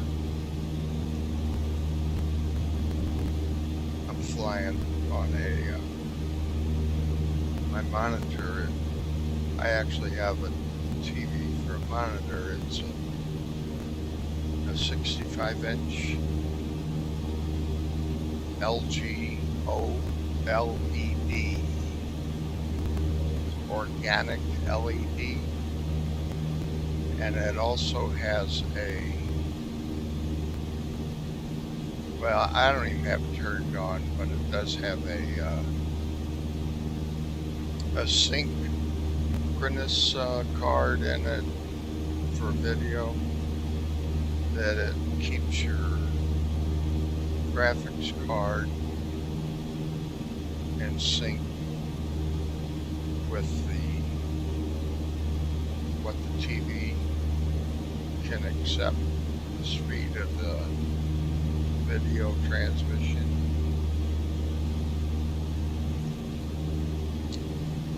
So you don't get tearing. But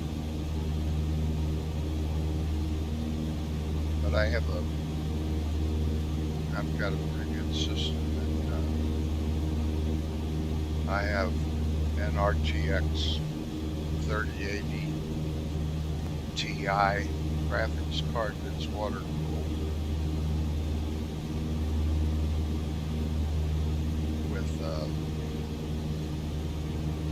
12 gig of memory on it. It's a nice fast card.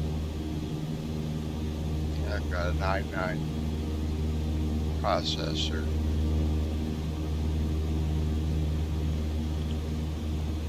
So I'm actually at 4096 resolution, 4096 by 2160, which is real high. And I've got everything on ultra. And I'm streaming, so it's doing a good job. It's not stuttering. Probably see a stutter once in a while, but for the most part, it's fluid and smooth. The bouncing around is just the wind.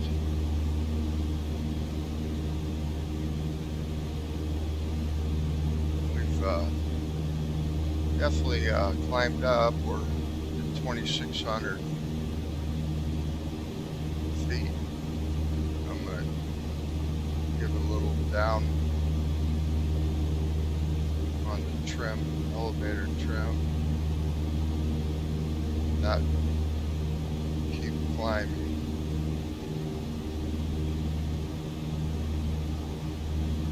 And fuel, got plenty of fuel. Good. All the gauges look good.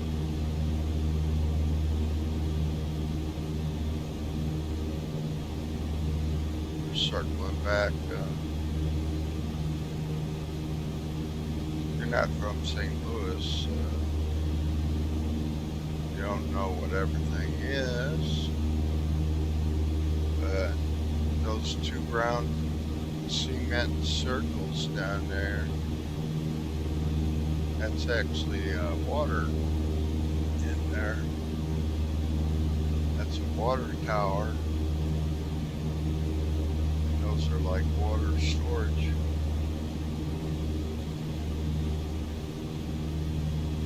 It's $1,044.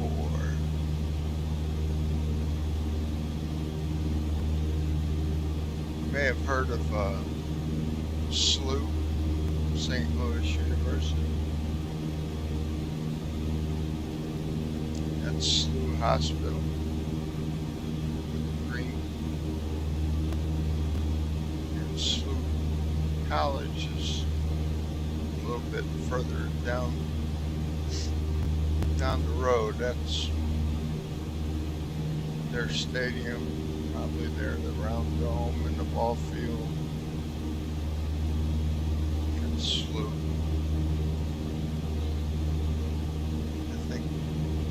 Everybody knows the arch.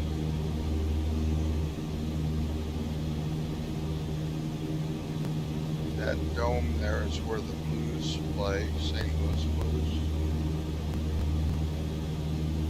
And then that's our train station. That was, Union Station, they call it, been active for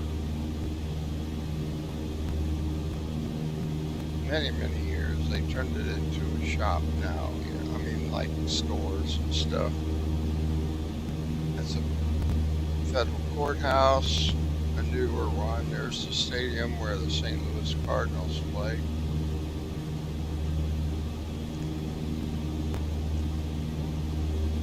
There's the arch. That's where the Rams, St. Louis Rams, played before Bidwell sold them or moved to Arizona.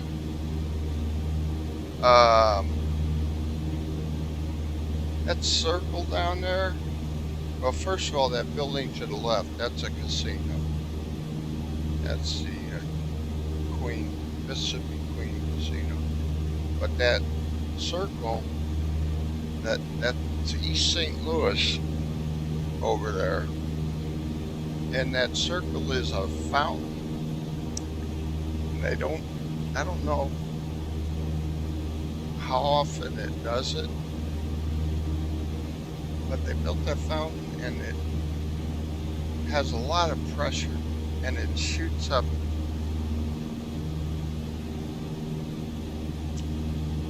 I want to say hundreds of feet. It shoots up. How many? I don't remember.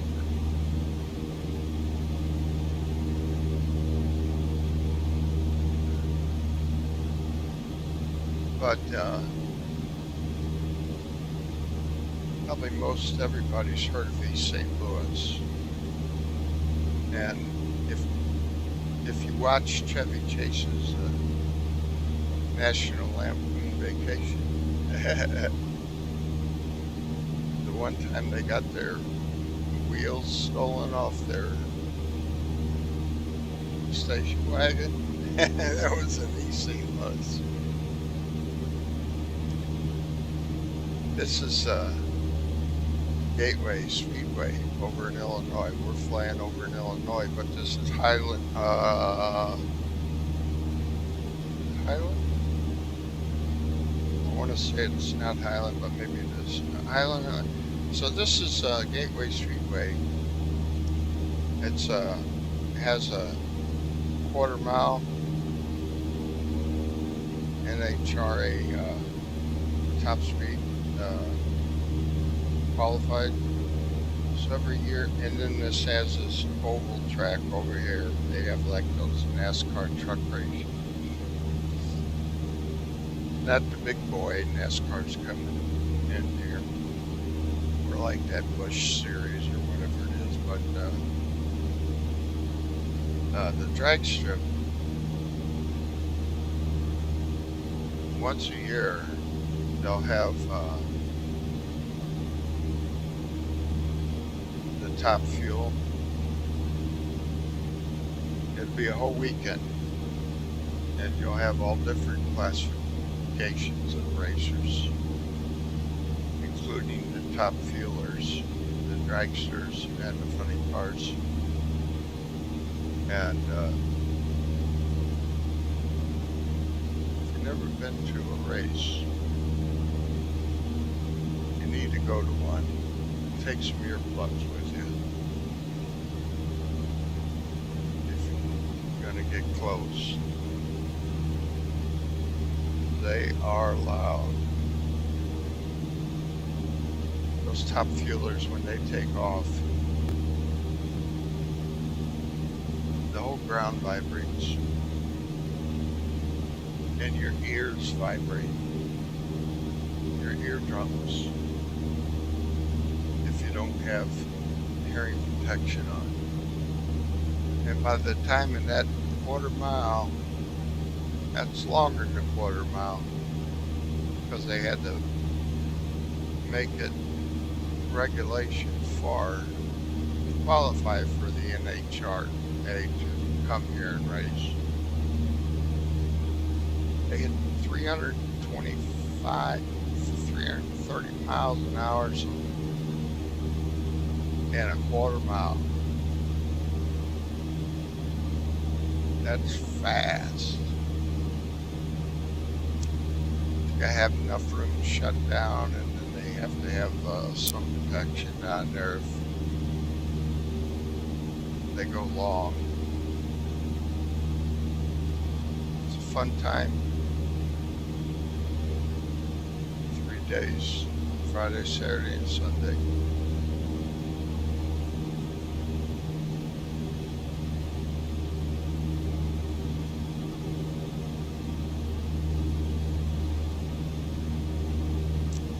Illinois, there's a lot of people in Illinois that work in St. Louis. A lot of people from St. Louis go over to Illinois. It's just across the river.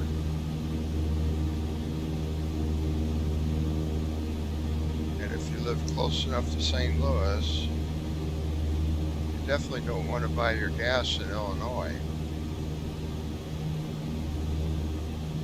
because their tax on their gas is high.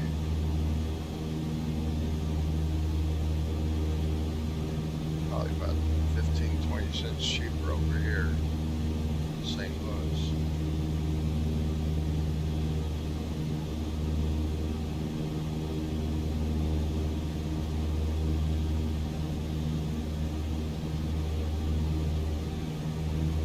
Mighty Mississippi.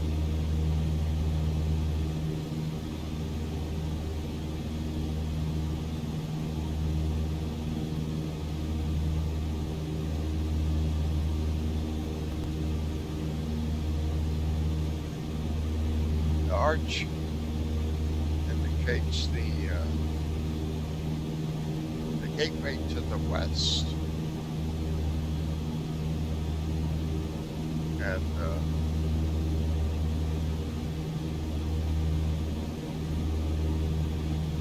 riverboats, you know, were a big thing in the early days. Coming up the Mississippi or down the Mississippi.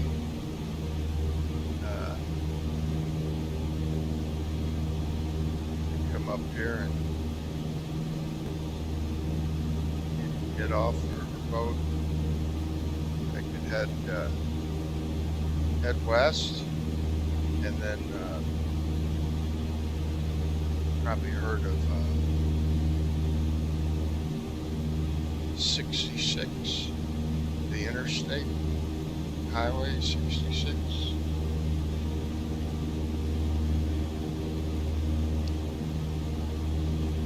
That comes through here.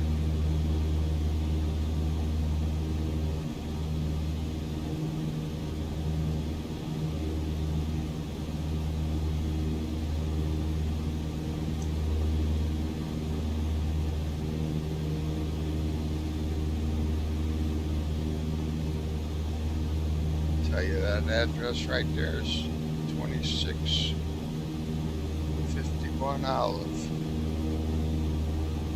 That's an AT&T toll building.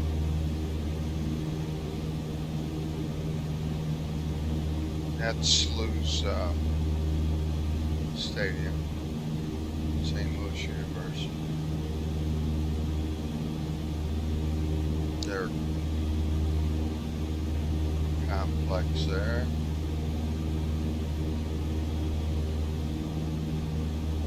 It's a good school. It's not cheap to go to SLU, you know. It's one of the, well, we've got two here. Washington University is here. And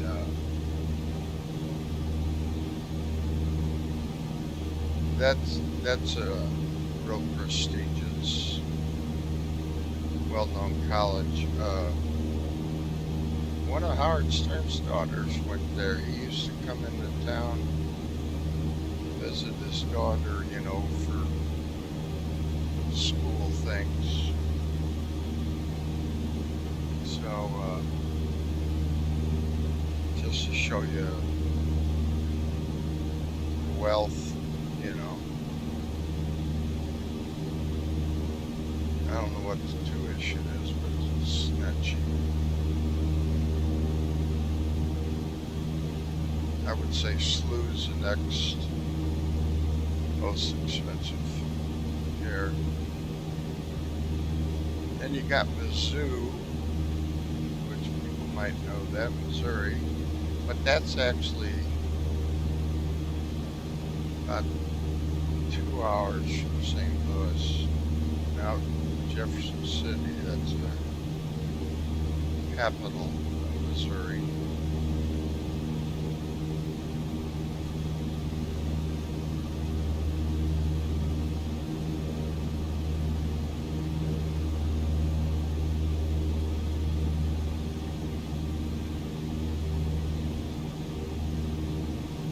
coming up on the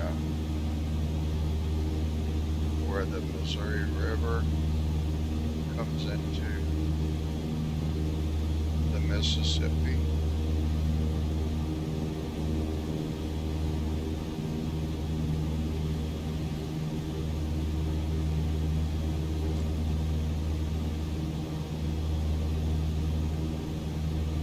They have a canoe, not canoe, it's a float trip, basically. They have a float trip that comes from Kansas City all the way down to here on the Missouri River. And it's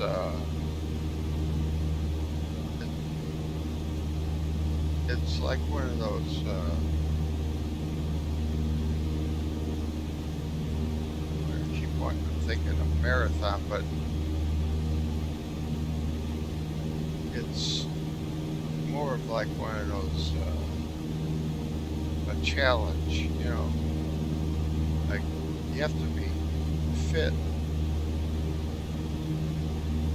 and a lot of people drop out because it's just too strenuous and too hot. It takes, well, I think you have to take off a week from work, so it takes 3 or 4 days to finish it, and it's, I forget how many miles it is.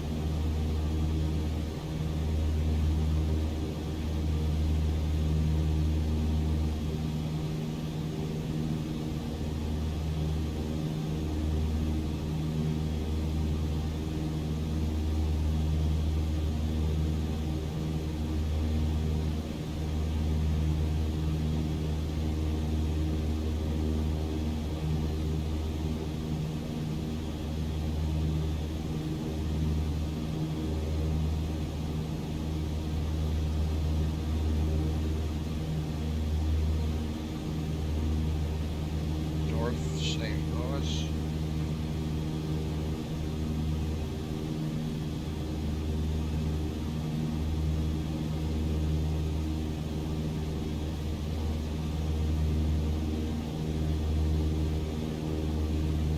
I live on the opposite end. I live in South St. Louis. South St. Louis County. Up in the city.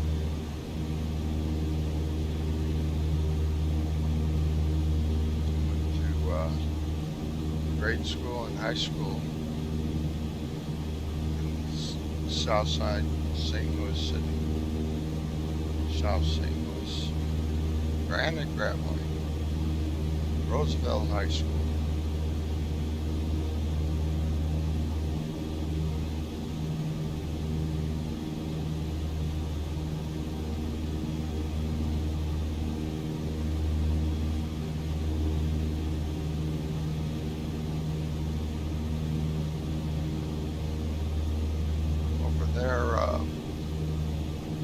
So this is Missouri River here. See it runs into the Mississippi over there on the right. It's straight ahead.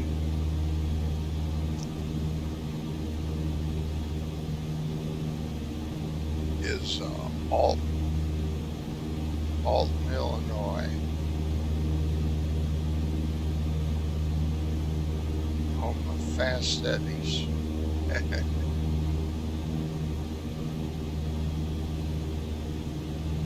But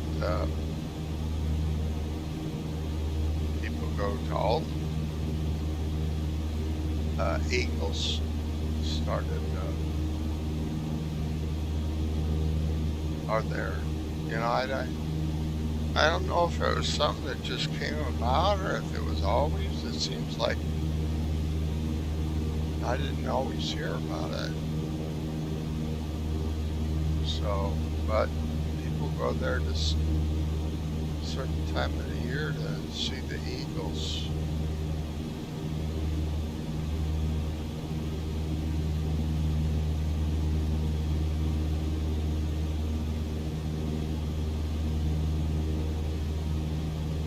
Not the van.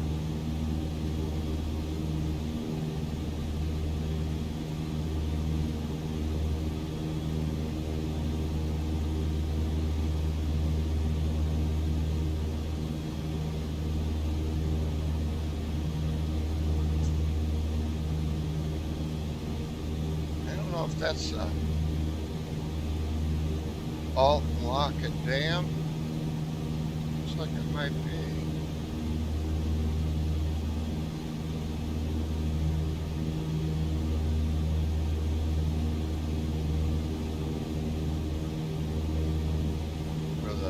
Boat traffic, barge traffic in that.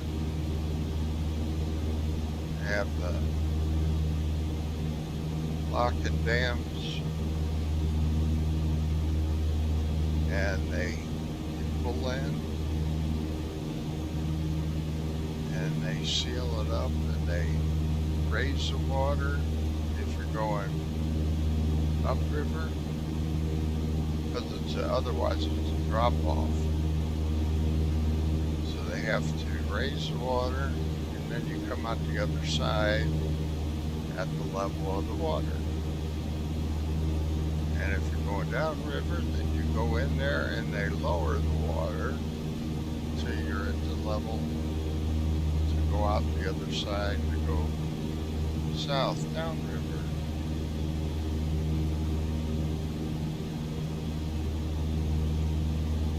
I've been through that one time on two boats.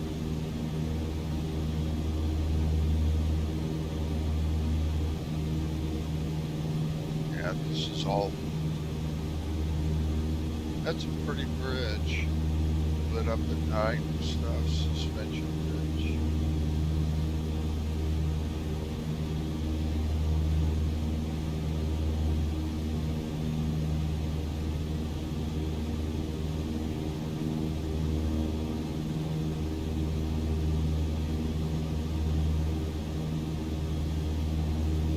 Alt is, parts of it are pretty hilly.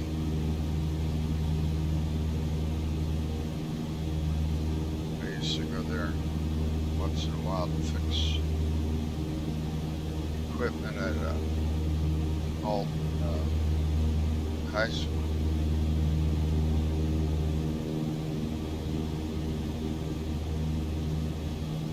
That was in a hilly spot. The front steps, they were long and steep.